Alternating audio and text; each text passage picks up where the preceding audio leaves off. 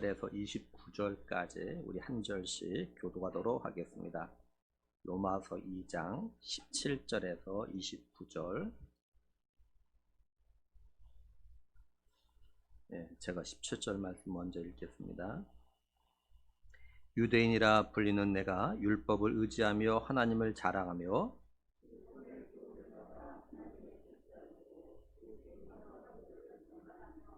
맹인의 길을 인도하는 자요 어둠에 있는 자의 빛이요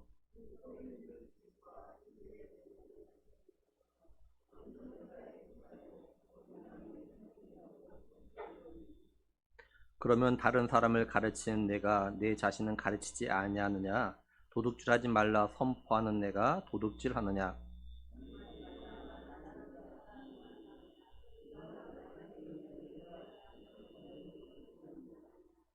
율법을 자랑하는 내가 율법을 범함으로 하나님을 욕되게 하느냐?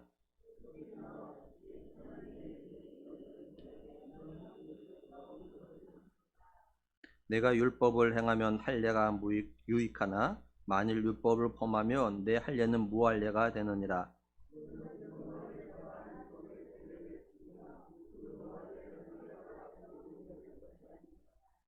또한 본래 무할례자가 율법을 온전히 지키면 율법 조문과 할례를 가지고 율법을 범하는 너를 정죄하지 아니하겠느냐?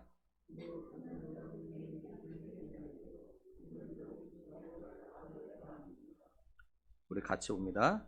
오직 이면적 유대인이 유대인이며 할례는 마음에 할지니 영에 있고 율법 조문에 있지 아니한 것이라. 그 칭찬이 사람에게서가 아니요 다만 하나님에게서니라. 아멘.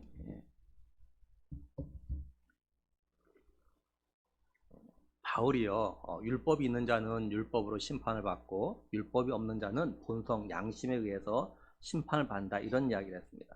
그리고 하나님이 의롭다라고 인정한 사람은 율법을 갖다 듣는 사람이 아니라 그 율법을 듣고 행동으로 옮긴 사람이 의롭다함을 인정받는다고 말했어요. 그리고 우리 모든 사람은 이제 하나님의 심판대 앞에 반드시 서는 날이 있는데 그때 예수 그리스도께서 우리의 은밀한 죄까지도 다 드러내신다, 이렇게 이런 이야기를 했어요. 바울은 이 이야기를 하고 나서 이제 이어서 무슨 이야기 하냐면 유대인들이 가지고 있는 문제에 대해서 이야기를 합니다. 유대인들이 가지고 있는 문제가 뭐냐면 유대인들이 누리고 있는 특권이 유대에게 문제가 되어졌어요. 유대인들이 누리고 있던 특권이 뭐냐면 오늘 말씀 17절에서 20절을 보면 유대인이라 불리는 데가 율법을 의지하며 하나님을 자랑하며 율법의 교훈을 받아 하나님의 뜻을 알고 지극히 선한 것을 분간하며 맹내기를 인도하는 자요 어둠에 있는 자의 빛이요 율법에 있는 지식과 율법에 있는 지식과 진리의 모범을 가진 자로서 어리석은 자의 교사요 어린아이의 선생이라고 스스로 믿으니, 이렇게 말씀을 해요. 바울이 유대인이라고 불리는 내가 이렇게 말하는 이유가 뭐냐면 유대인들은요 자신들이 유대인이라는 사실에 대해서 어떤 자부심이 좀 있었습니다. 왜 그러냐면 바울 당시에 유대인 하면 어떤 사람이라고 여겨졌냐면 하나님께 특별히 선택을 받은, 그래서 다른 사람들과 구별된 사람, 이런 의미를 가지고 있었어요. 그러니까 유대인들은 자신들이 이렇게 하나님부터 선택받은 특별한 사람이라는 이런 자부심, 그래서 이걸 다 자랑으로 이들은요 생각하고 있었던 겁니다. 유대인들이 이런 이렇게 선민 의식으로부터 해가지고 또 자신들은 율법을 의지하고 또 하나님 갖다 알고 하나님께 예배하는, 이걸 갖다 자랑했어요. 또한 자신들은 율법을 통해서 하나님 뜻을 갖다가 알고 있고 또 그래서 가장 선한 게 뭔지를 갖다가 분별할 수 있는 그런 사람들이라고 이들은 생각했습니다. 실제로 유대인들은 회당에서 이제 모여서 예배할 수 있는 그런 나이가 13살인데 그 전에는 집에서 부모에게 율법을 갖다가 배우면서 암송하고 또 훈련받으면서 율법에 대해서 정말 친숙하게 생활을 했어요. 그러니까 유대인들은 율법에 정말 아주 굉장히 친한 겁니다. 그러니까 유대인들은 어렸을 때부터 율법을 다 받았기 때문에 자신들은 하나님 뜻을 갖다가 잘 알고 있다, 그리고 이걸 또 자랑스럽게 이들은 생각했어요. 그리고 유대인들은 자신들이 맹인의 길을 인도하고 그 다음에 어둠에 있는 자들의 빛이 될 수 있다라고 생각을 했습니다. 여기 맹인 그리고 어둠에 있는 자는 어떤 육적인 맹인, 육적인 어둠에 있는 자를 갖다 말하는 것이 아니라 영적인 맹인, 영적인 어둠의 인자를 갖다 말하는 겁니다. 그리고 이거는 유대인이 아닌 이방인들 갖다 말하는 거예요. 그러니까 유대인들은 자신들은 율법이 있고 그 율법을 통해서 이방인들을 갖다가 바르게 이끌 수 있다라고 생각하고 또한 이것이 자신들의 사명이라고 이들은 생각을 했어요. 근데 아이러니하게 예수님께서 바리새인들에게 뭐라고 하셨냐면요. 마태복음 15장 14절에요. 그들은 맹인이 되어 맹인을 인도하는 자로다 이렇게 말씀을 해요. 그들 맹인이다. 그리고 마태복음 23장에서 서기관과 바리새인들을 향하여서 외식한 자라고 하시면서 이들 향하여서 눈먼 인도자, 맹인된 인도자 이렇게 말씀하셨어요. 그러니까 유대인들은 이방인들이 가지지 못한 등불이라고 여기는 율법을 가지고 이방인들을 갖다가 빛 가운데로 인도해야 되는데 그저 자신들이 율법을 가지고 있다는 이 특권만을 갖다가 자랑했던 겁니다. 유대인들은 자신들은 영적으로나 도덕적으로 어두움 가운데 있는 이방인들을 갖다가 인도하는 빛이라라고 말만 할 뿐이지 자신들조차도 어둠 속에서 헤맸어요. 유대인들은 빛이 되는 율법을 갖다가 가지고 있다고 자랑만 할 뿐 그 율법대로 삶을 갖다가 살지 않았기 때문에요. 사실은 이방인과 똑같이 어둠에서 사실 헤맸던 겁니다. 그래서 예수님은 이들 향해서 맹인된 인도자 이렇게 불렀던 거예요. 그러면 이걸 오늘 우리에게 어떻게 적용해서 우리가 생각해 볼 수 있을까요? 만약에 우리가 그죠? 주의 말씀은 내 발의 등이라 라고 이렇게 고백하면서도 우리 자신의 삶에서 주의 말씀 갖다 등으로 삼지 않고 살아간다면 이건 역시 유대인들처럼 말씀을 가졌다라는 것만 자랑하는 그런 잘못을 갖다 범하는 거죠. 우리가 내 길의 등이 대신 하나님의 말씀 성경을 갖다 가지고 있으면서 성경을 갖다 읽지 않고 말씀을 듣지 않고 또 깨달아 알려고 하지 않는다면 세상 하나님 말씀을 모르는 세상 사람들과 똑같은 거예요. 그러니 우리가 생각해 볼 건 뭐냐면 내가 교회 나온 지 10년, 20년이 되었는데 또 성경책을 다 오래전부터 가지고 있는데 지금까지 창세기부터 요한계시록까지 성경을 갖다 몇 번이나 읽어봤나? 나는 매년 성경 일독은 좀 하고 있는가? 나는 그리고 성경 읽으면서 그 말씀을 깨달으려는 노력을 갖다가 얼마나 하고 있는가라는 거죠. 그리고 진실로 하나님의 말씀을 갖다가 내 자신의 어떤 길, 앞날, 계획에 등으로 삼고 내 자신의 삶을 갖다가 그 말씀에 비추어 보면서 그 말씀이 가라는 곳까지 그 방향으로 또 내가 잘 걸어가고 있는가라는 거예요. 나는 하나님 말씀이 인도하는 곳까지 거기까지 믿음으로 순종하면서 잘 걸어가고 있는가. 반대로 이야기하면 하나님의 말씀이 가지 말라고 하는 곳에 가지 않고 있는가. 또 하나님 말씀이 하지 말라고 하는 걸 난 하지 않고 있는가. 우리가 주의 말씀을 내 발의 등이라고 고백은 했지만 그거는 그냥 교회 안에서 뿐이고 정작 빛을 밝히고 따라가야 되는 어떤 가정이나 세상에서는 등불이 되는 하나님 말씀 갖다 버리고 살아오고 있는 건 아닌지. 진실로 우리 인생의 앞길에 빛이 되는 말씀을 세상 속에서 밝혀가지고 하나님 말씀을 갖다 모르는 사람들이 하나님을 알도록 해야 되는데 오히려 우리가 세상에 나아가서 이 말씀을 버려버리고 세상 사람들의 사고방식을 따라서 그대로 살아가고 있는 건 아닌지. 우리 자신을 갖다 좀 깊이 좀 돌아봐야 돼요. 그리고 만약에 우리가 이런 삶을 살고 있다면 우리는 유대인 같고 또 아니 맹인된 사람과 똑같은 겁니다. 또 유대인들은요 율법을 통해서 진리와 지식을 갖다 가지고 있기 때문에 자신들은 어리석은 자들과 어린아이의 아이들을 가르칠 수 있는 선생이라고 이제 생각했어요. 그러니까 유대인들은 자신들이 율법을 통해서 진리와 지식을 갖다가 이방인들보다 더 많이 알고 있다고 스스로 이렇게 자부했습니다. 근데 여기서 생각해 볼 건 뭐냐면 바울이요 유대인들은 자기들 스스로 이방인들보다 진리와 지식에 있어서 가르칠 수 있는 위치에 있다고 믿고 있다고 말한 겁니다. 무슨 말이냐면 이방인들이 유대인들에게요 당신들은 율법이 있으니까 또 율법을 갖다가 어려서부터 이미 익히 배워서 잘 알고 있으니까 우리에게 그 율법을 갖다 가르쳐 주세요라고 말한 것이 아니라라는 거예요. 사실 뭐 그렇지 않습니까? 우리가 그죠? 내가 다른 사람보다 어떤 재능이나 능력이 있어요. 근데 내가 내 스스로가 난 다른 사람보다 더 뛰어나다고 믿고 있고 그걸 다 말하는 것과 다른 사람이 나에 대해서 너는 나보다 뛰어나다, 넌 정말 재능이 놀랍다 이렇게 말하는 건 분명히 다른 거죠. 설령 내가 다른 사람보다 더 많은 재능과 능력이 있어도 내가 그렇게 믿고 있다고 해도 내 입으로 말한다는 것은 어떤 면에서는 내가 교만한 겁니다. 정말 겸손한 사람은 자기가 그런 뛰어난 능력이 있어도 자기 입으로 말하진 않죠. 드러내질 않아요. 이러면서 유대인들은요, 자신들은 진리와 지식에 있어서 이방인들보다 우위에 있다고 자기 스스로 생각하고 믿음으로 인해서 이 교만함이 있었던 겁니다. 그러니까 유대인들은 자신들이 누리고 있고 특권이라고 생각하는 것들로 인해서 교만함이 이것이 문제가 되었던 것이에요. 근데 유대인들은 자신들이 율법을 가지고 있어서 율법을 갖다 잘 알고, 그래서 자신들은 맹인과 같고 어둠에 있는 이방인들을 갖다가 빛으로 인도하고 가르칠 수 있다라고 스스로 믿고 자랑을 했는데, 그렇다면 이들의 삶은 어떻냐라는 겁니다. 내가 이방인들보다 더 낫다라고 이야기하는데, 그러면 삶은 그런 이방인들보다 더 나은 삶을 살고 있느냐라는 거죠. 21절 22절 보면, 그러면 다른 사람을 가르친 내가 내 자신은 가르치지 아니하느냐? 도둑질하지 말라 선포한 내가 도둑질하느냐? 가늠하지 말라 말하는 내가 가늠하느냐? 우상을 가증히 여기는 내가 신전 물건을 도둑질하느냐? 이렇게 말씀을 해요. 바울은 유대인들에게 율법을 잘 알고 있다고 하는 너희가 다른 사람들에게 이래라 저래라 뭐 그건 하지 말아라 이렇게 가르치면서, 그렇다면 왜 너희는 너희 자신들에게는 그렇게 똑같이 가르치지 않냐 이렇게 묻고 있는 거예요. 이 말은 결국 유대인들 너희는 왜 너희 자신을 가르친 대로 너희들 그런 삶을 안 사니 이런 말입니다.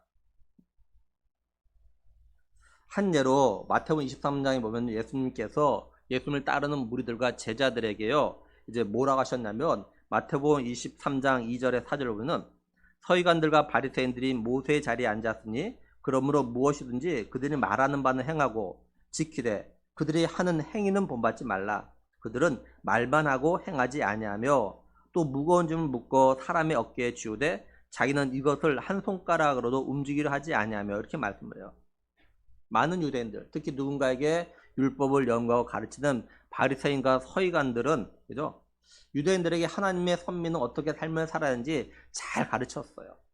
근데 이들의 문제는 뭐냐면 자신들이 가르치는 할 뿐이지 자신들은 그런 삶을 갖다가 살지 않았다는 겁니다. 그래서 예수님께서 제자들과 자신을 따른 무리들에게 이야기한 거예요.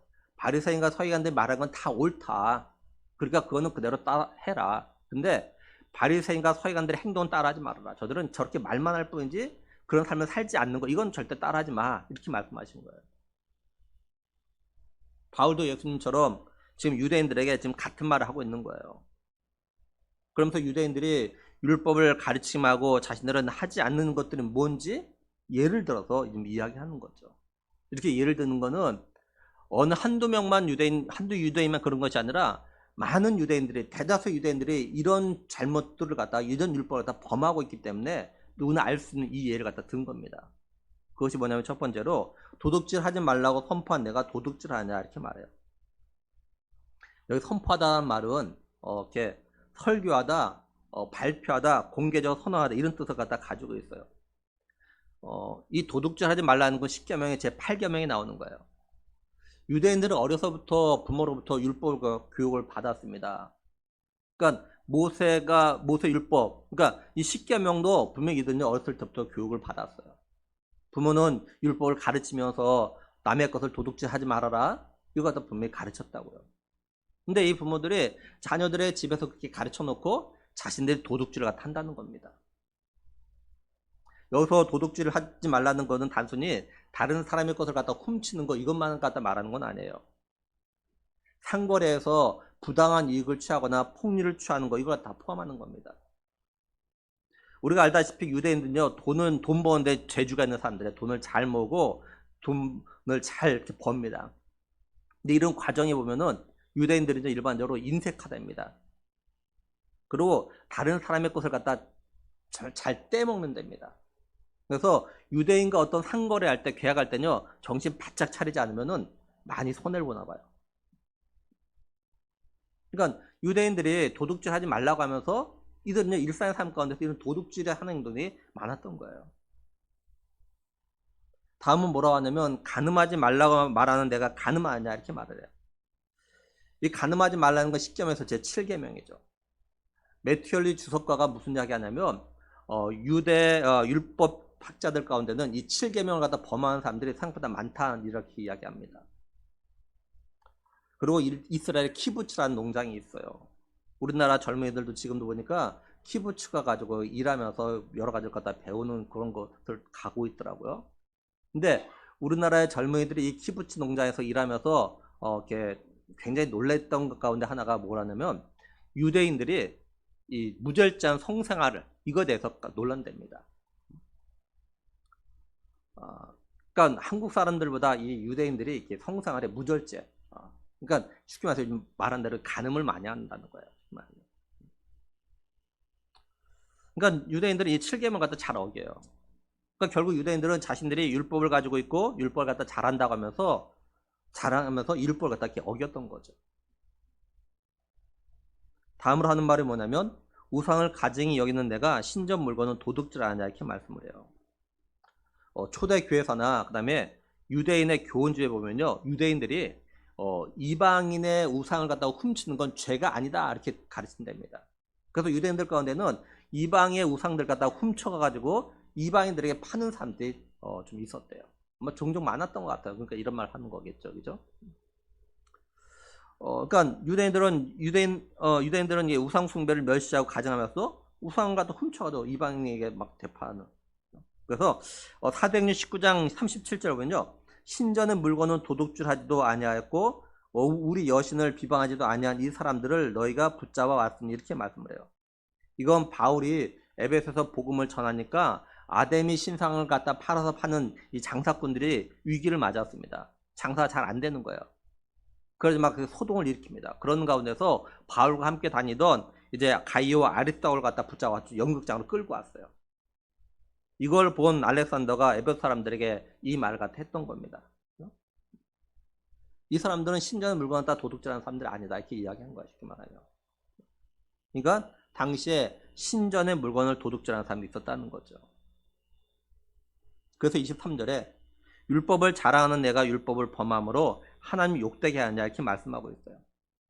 21절 22절에서 말하고 있는 이런 행동들은 십계명이 있는 거예요. 유대인들은 어렸을 때부터 율법을 암송하고 막 이렇게 쓰고 배우고 이렇기 때문에 이 십계명에 이런 계명도 있다는 걸 너무나도 잘 알고 있음에도 불구하고 이들은요, 이런 율법을 갖다가 어겼던 겁니다.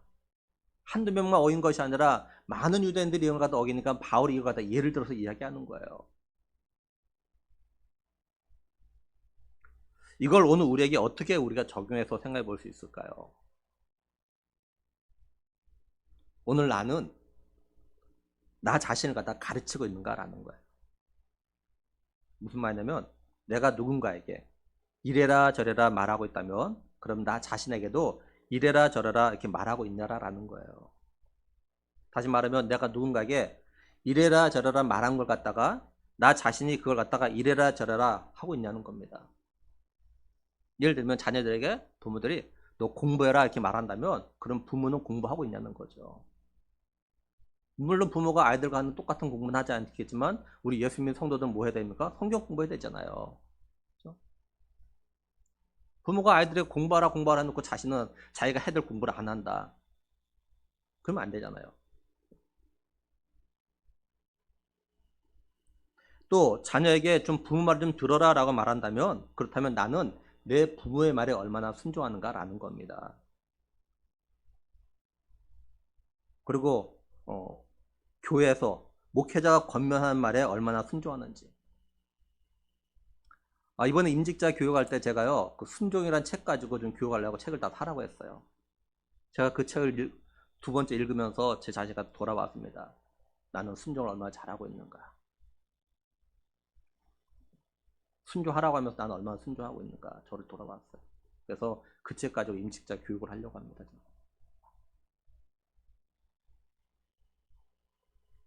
더 나아가서 우리가 하나님 아버지의 말씀에 얼마나 순종하냐는 거예요. 그러니까 자녀들에게 순종해라 하면서 나는 얼마나 순종의 삶을 살고 있냐라는 거죠, 문제는. 또 우리 청년들은 부모님이 자신이 원하는 대로 안 해주는 것에 대해서 혹시 불만이 있다면, 그렇다면 나는 부모님이 원하는 대로 하고 있는가라는 걸 돌아보라는 거예요. 자신들은 부모의 말에 순종도 대도하지 않으면서, 원한 하지 않으면서 부모들에게 왜 내가 해달라는 거 안 해주냐 이렇게 하면 안 되는 거죠. 똑같이 이렇게 적용해 보라는 거예요. 나는 그러고 있는가. 이건 부부 사이도 마찬가지예요. 그러니까 우리 각자가 나는 내가 누군가에게 하는 말을 갖다가 내 자신에게 얼마나 가르치고 있고 그걸 또 얼마나 하려고 노력을 하고 있는가라는 겁니다. 저 역시도 이 말씀을 준비하면서 목사로서 저 자신을 갖다가 돌아봐야 했습니다. 제가 말씀을 연구하고 설교를 하지 않습니까? 그렇다면 제가 말씀을 전하고 그 전한 말씀대로 얼마나 살고 있는가 좀 생각을 해봐요. 봤어요. 사실 뭐 이것 때문이 아니라 늘 사실 생각합니다. 제가 설교하고 성경 읽고 큐티한 걸 갖다 마음에 새기고 말씀대로 살아보려고 또 기도도 하고 정말 조심을 합니다. 그렇다고 제가 그 말씀을 온전히 다 지키는 삶을 갖다 사실 살지 못합니다. 제가 말씀을 기억하고 그 말씀을 갖다 계속 생각하고 있으면 그래도 그 말씀대로 조금은 살아가더라고요. 근데 어느 순간 그 말씀을 갖다 잊어버리게 되더라고요. 또 그러면은 그 말씀대로 살지 못하고 죄를 짓더라고요. 그래도 또 감사한 건 뭐냐면 제가 그 말씀대로 삶을 살지 못하고 죄를 지은 걸 성령께서 지적하시고 깨닫게 하셔요. 자꾸 생각나게 하셔요. 잘못한 거예요. 말씀대로 살지 못한 거예요. 그럼 회개하게 돼요. 뭐 한 예를 든다면 지난주에 노회에서 이제 제가 임원이 됐어요. 노회 임원이 되니까 노회에서 한 행사에 이제 뭐 가게 되는 그런 상황들이 이제 되어져 있어요. 임원 되자마자 곧바로 끝나서 이제 회의하는 가운데서 이제 두 가지를 갖다 이야기해요. 하나는 그래서 뭐 이야기해서 이제 당일로 가니까 괜찮은데 하나는 5월 달에 1박 2일로 가야 되는 그런 행사가 있어요. 임원이면은 가능하면 참석이 되는 그런 상황이더라고요.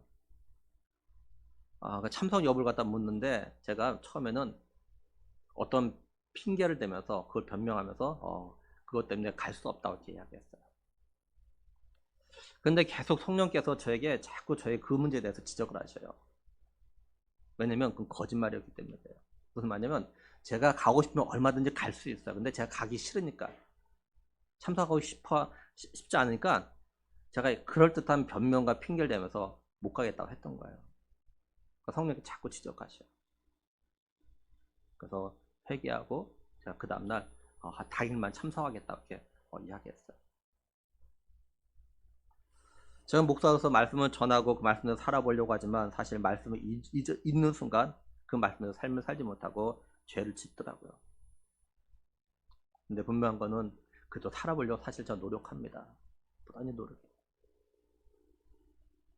그렇다면 우리 교회학교 선생님들과 우리 성도들도 각자 자신을 갖다 돌아봐야겠죠. 우리 교회학교 선생님들은 교회학교 아이들에게 가르치는 걸로 끝이 아니에요. 가르쳤다면 내가 그 말씀대로 살아보려고 묻더니 사실 노력을 해야 됩니다. 만약에 실컷 가르쳐만 놓고 나는 그렇게 삶을 살지 않으면 우리들 또 똑같이 유대인이고 그다음 맹인된 인도자가 되는 거예요. 이건 교회에서만이 아니라 우리 가정에서도 마찬가지겠죠. 우리 믿음의 부모들이 자녀들에게 믿음으로 살아야 된다 말한다면 자신이 먼저 믿음대로 살려는 무던한 노력을 갖다 해야 되는 거죠. 내가 먼저 노력을 해야 돼요. 또 우리 성도들은 옳은 말, 바른 말 갖다가 해야 되고 그것이 중요하지만 더 중요한 건 뭡니까? 내가 옳은 말, 바른 말을 했다면 그 말한 대로 삶을 살려는 노력을 해야 되죠. 만약에 우리가 말은 옳은 말을 해놓고 행동은 그 옳은 대로 하지 않는다면 우리는 유대인 바리새인과 똑같은 사람인 겁니다. 그러니까 우리 각자가 한번 자신을 좀 돌아봐야 돼요. 나는 내가 말한 대로 삶을 살려는 노력을 얼마나 하고 있는가. 여기서 한 걸음 더 나아가서 내가 듣고 배운 대로 믿음으로 살려는 노력을 갖다 나는 정말 얼마나 하고 있는가. 혹시 나는 믿음의 말, 옳은 말은 잘하는데 올바른 믿음의 삶을 갖다 제대로 삶을 살지 못하고 있는 건 아닌가. 말은 잘해요.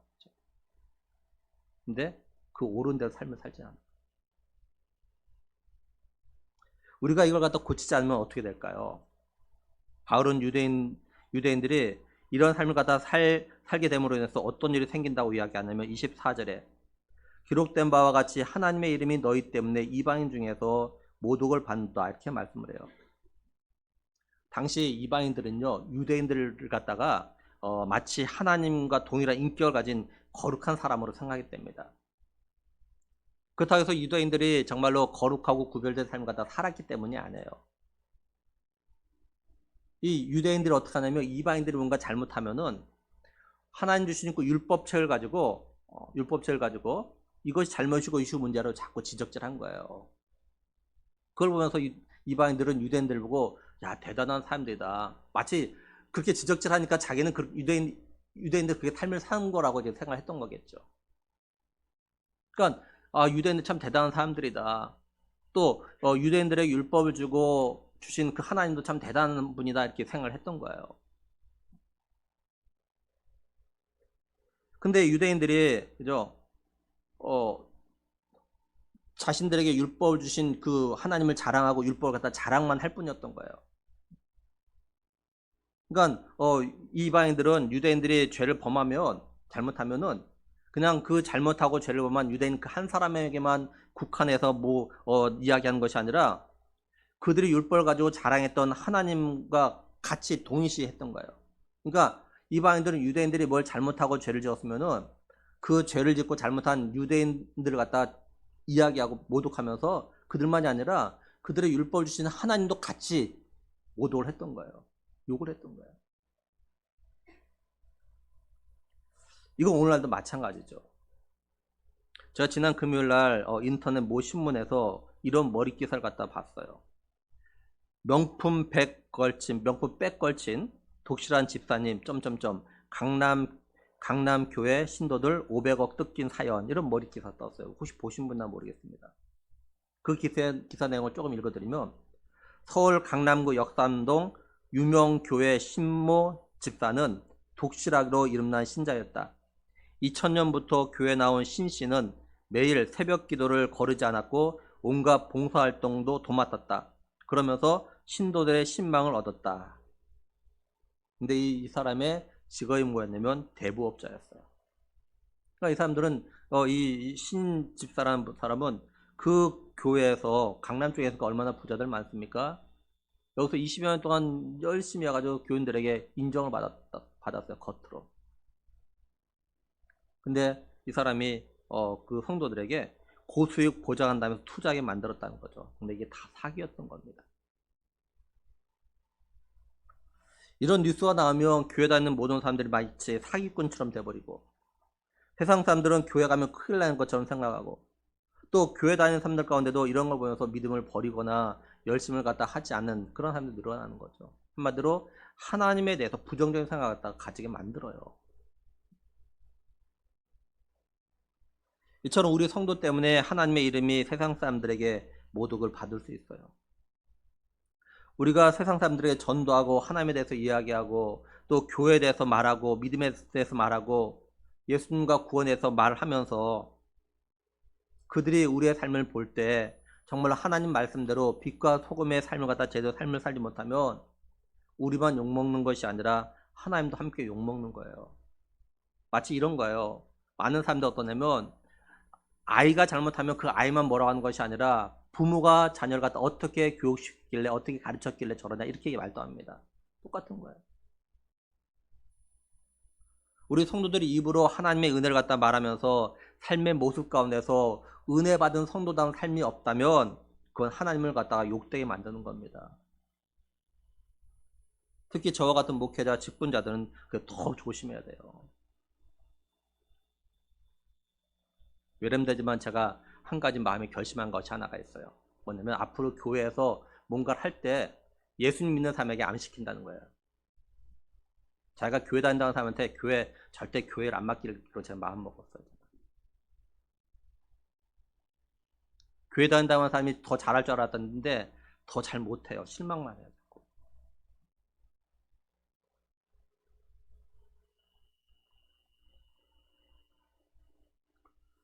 바울은 유대인들이 율법을 가지고 있음에 대해서 자랑했지만 그 율법도 살지 못해가지고 오히려 하나님을 갖다 욕되게 만들었어요. 이걸 갖다 바울이 지금 지적하고 있는 거예요.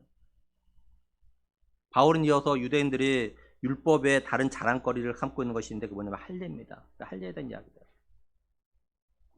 율법이 유대인과 이방인을 갖다 구별시키는 유일한 기준이라면 그 표시가 바로 할례입니다. 유대인으로서 태어난 예수님이나 바울도 할례를 갖다 행했어요. 이 할례는 하나님의 백성이 되었다는 걸 갖다 겉으로 나타내는 그런 상징적인 표시예요. 할례는 하나님의 백성이 되었으니 하나님 말씀과 율법대로 살아가는 백성이 되었다는 그 표시에 불과한 겁니다. 그러니까 할례는 유대인들이 율법을 행할 때 그 의미가 있는 거예요. 유대인들이 할례를 행했지만 율법을 지키지 않는다면 무할례자나 똑같다는 거죠. 다시 말해서 할례는 받으나 마나라는 거예요. 아무 의미가 없다는 거죠. 반면에 이방인이기 때문에 할례를 갖다 행하지 않았지만 이런 이방인이 율법을 지키면 할례를 받은 자와 같아진다. 이렇게 이야기해요. 바울이 그래서 이거에 대해서 25절 26절에 네가 율법을 행하면 할례가 유익하나 만일 율법을 범하면 내 할례는 무할례가 되느니라. 그런즉 무할례자가 율법의 규례를 지키면 그 무할례를 할례와 같이 여길 것이 아니냐 이렇게 말씀합니다. 유대인들은 하나님 백성이 되었다는 상징인 할례의 의미를 갖다가 왜곡하거나 오해를 했어요.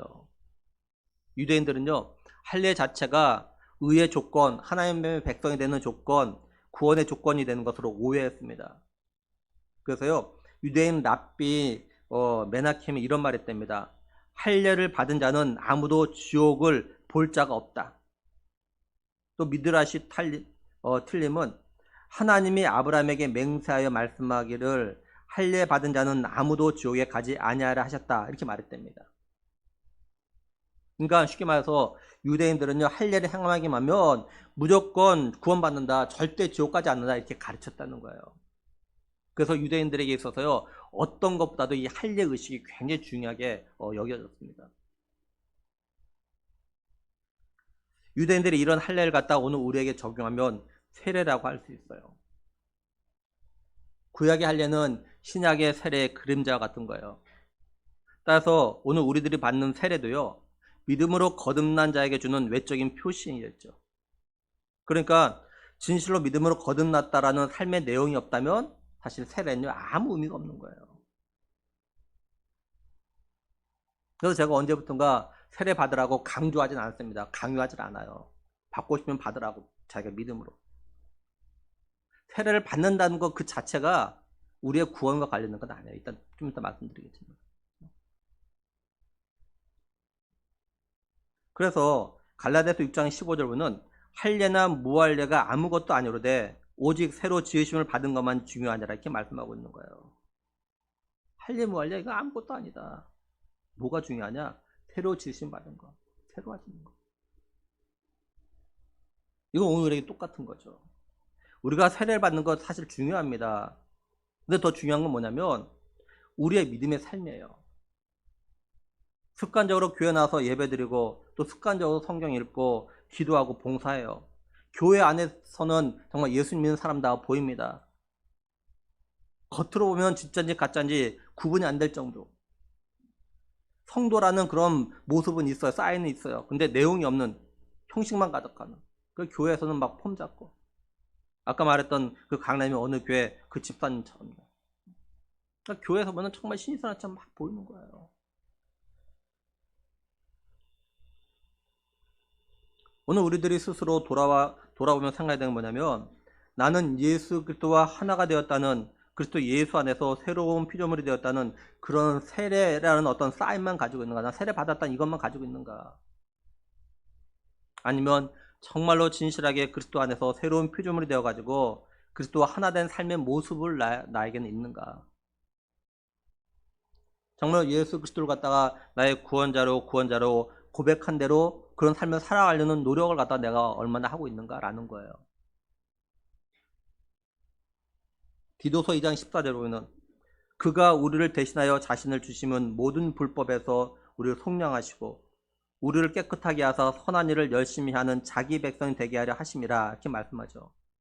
그런데 혹시 나는 예수님의 십자가의 보혈로 구원을 받았다는 이 믿음만 내세우고 예수님께서 왜 자신을 속량하셨는지, 왜 날 구원하셨는지, 예수님께서 십자가에서 대신 죽으신 그 궁극적인 이유도 목적도 모른 채 살아가고 있는 건 아닌가 꼭 돌아봐야 돼요.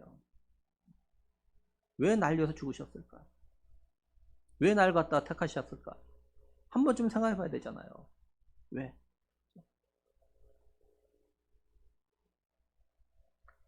바울은 이처럼 할례라는 외적인 상징에만 매달려 있는 유대인들을 향해서 뭐라고 하냐? 28절 29절에 무릇 표면적 유대인이 유대인이 아니요 육신의 할례가 아니니라.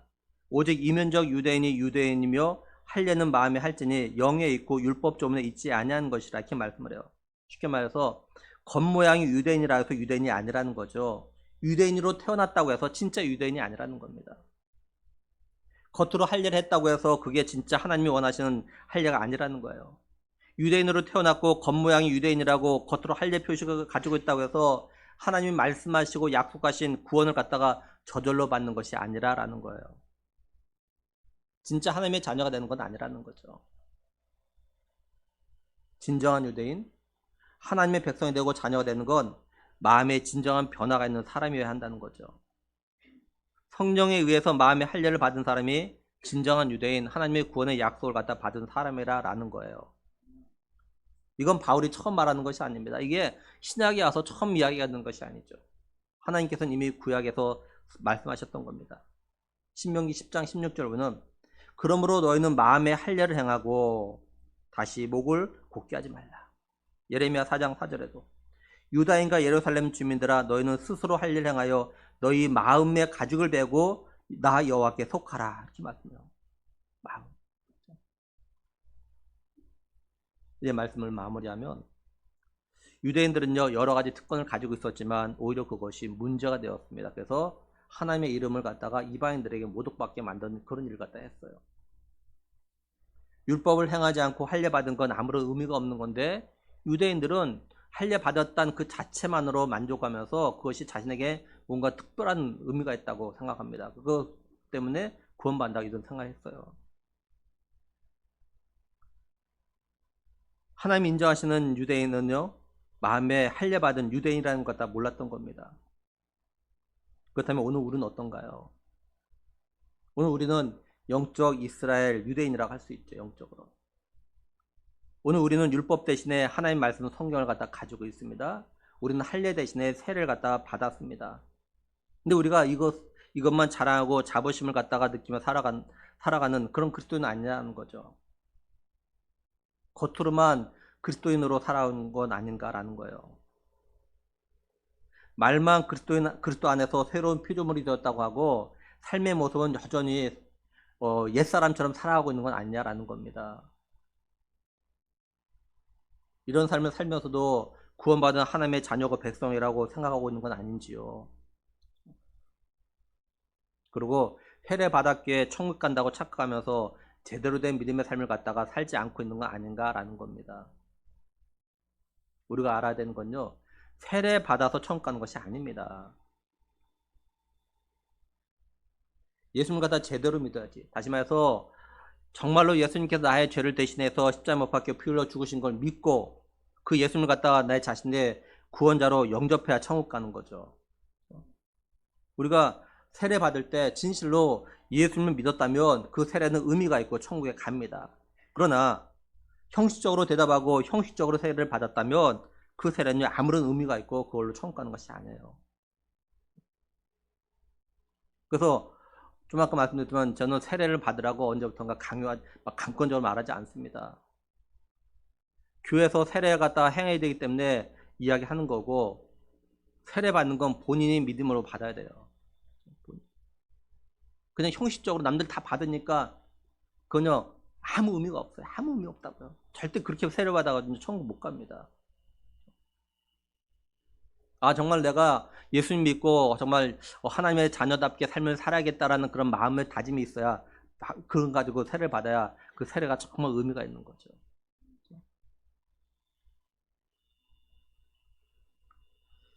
진정한 유대인, 진정한 영적 이스라엘 백성이며 진정 하나님의 자녀는요, 겉모습이 아니라 속사람이 달라져야 돼요. 속사람. 우리가 하나님의 말씀을 맡은 자답게 하나님의 말씀과 성경 읽고 그 말씀을 들은 대로 삶을 살아야, 그죠? 다시 말해서 하나님의 자녀와 백성다운 삶을 살아야 진정한 영적 유대인, 하나님의 자녀 백성이 되는 거고 진정한 그리스도인이 되는 거죠. 오늘날 세상 사람들에게 기독교가 욕먹고 하나님이 욕먹는 이유 가운데 하나는 뭐냐면, 오늘 우리를 포함해서 성도라고 하는 사람들이 이면적인 그리스도인이 아니라 표면적인 그리스도인으로 살아가기 때문에 그래요. 그리스도와 연합한 자로서 진정한 그리스도인다운 삶이 부족하기 때문에 그런 거죠. 그러므로 바라는 것은 하나님의 은혜로 예수님을 갖다 믿게 된 성도답게, 또 진실로 그리스도와 연합한 성도답게, 진실로 마음의 할례를 한 성도답게 하나님의 말씀을 읽고 듣고 배운 대로 삶을 살아가는 우리가 되기를 정말 간절히 원합니다.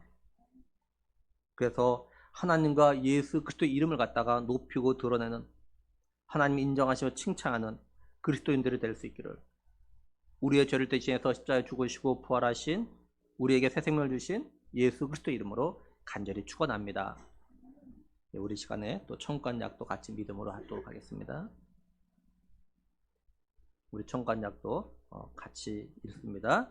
1번, 원래 사람은 천국 가고 지옥은 마귀를 보내는 곳이었습니다. 마귀의 유혹으로 죄 지은 모든 사람은 죄 때문에 지옥 가게 되었습니다.